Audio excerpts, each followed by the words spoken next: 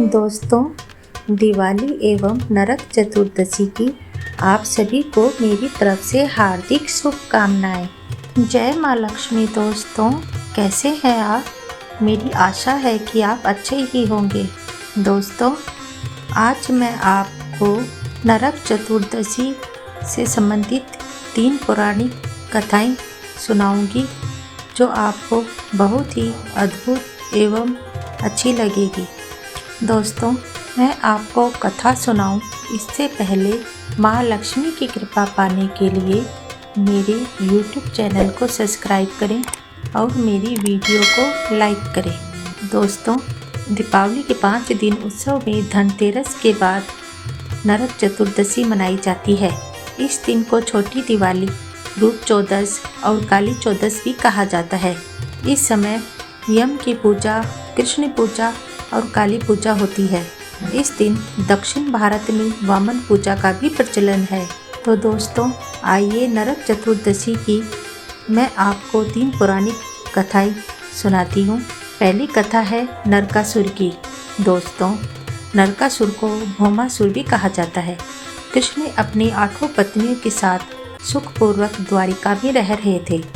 एक दिन स्वर्गलोक के राजा देवराज इंद्र ने आकर उनसे प्रार्थना की, हे कृष्ण, प्राग ज्योतिषपुर के दैत्यराज भौमासुर के अत्याचार से देवतागण त्राही त्राही कर रहे हैं। क्रूर भौमासुर ने वरुण का छत्र, अदिति के कुंडल और देवताओं की मणि छीन ली है और वह त्रिलोक विजयी हो गए हैं। इंद्र ने कहा, भौमासुर ने पृथ्वी के कई राजाओं और महाजनों की अति सुंदर कन्याओं का हरण कर उन्हें अपने यहाँ बंदी गृह में डाल रखा है। कृपा आप हमें बचाइए प्रभु। इंद्र की प्रार्थना स्वीकार करके श्री कृष्ण ने अपनी पत्नी सत्यभामा को साथ लेकर गरुड़ पर सवार होकर प्रयाग ज्योतिषपुर पहुँचे। वहाँ पहुंचकर भगवान कृष्ण ने अपनी पत्नी सत्यभामा की सहायता से सबसे पहले मूर दैत्य सहित मूर के 6 पुत्रों ताम्र, अंतरिक्ष, श्रवण, विभावसु, नभस्वान और अरुण का संहार किया। मूर दैत्य का वध हो जाने का समाचार सुन भौमासुर अपने अनेक सेनापतियों और दैत्यों की सेना को साथ लेकर युद्ध के लिए निकला। भौमासुर को स्त्री के हाथों मरने का श्राप था, इसलिए भगवान श्री कृष्ण ने अपनी पत्नी सत्यभामा को सारथी बनाया और घोर युद्ध के बाद अंत में कृष्ण ने सत्यभामा की सहायता से उसका वध कर डाला। इस प्रकार भौमासुर को मारकर श्री कृष्ण ने उसके पुत्र भगदत्त को अभय दान देकर उसे प्रयाग ज्योतिष का राजा बनाया। भगदत्त कौरवों की ओर से महाभारत युद्ध में लड़ता है। जिस दिन श्री कृष्ण ने भौमासुर का वध किया था, उस दिन कार्तिक माह की चतुर्दशी थी, इसलिए उसे नरक चतुर्दशी भी कहा जाता है। इस दिन श्री कृष्ण ने भौमासुर अर्थात नरकासुर का वध किया था और उसकी कैद से लगभग 16,000 महिलाओं को मुक्त कराया था।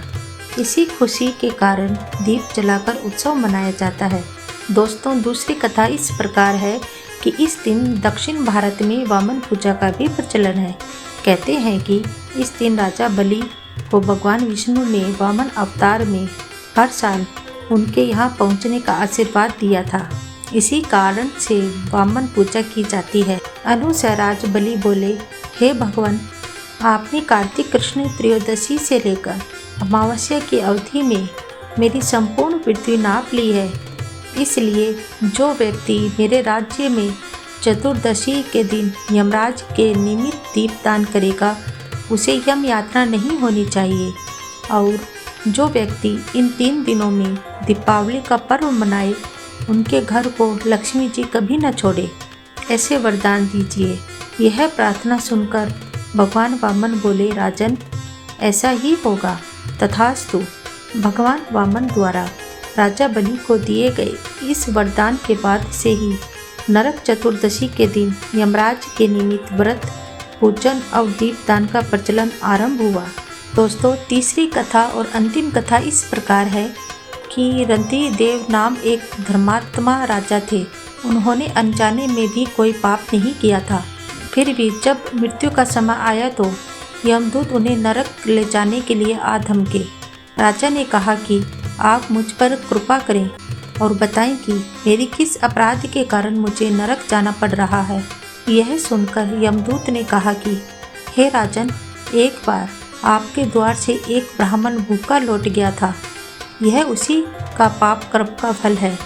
यह सुन राजा ने यमदूत से 1 वर्ष का समय मांगा। तब यमदूतों ने राजा को 1 वर्ष की मोहलत दे दी। राजा अपनी चिंता लेकर ऋषियों के पास पहुँचे और उन्हें अपनी सारी कहानी सुनाकर उनसे इस पाप से मुक्ति का उपाय पूछा।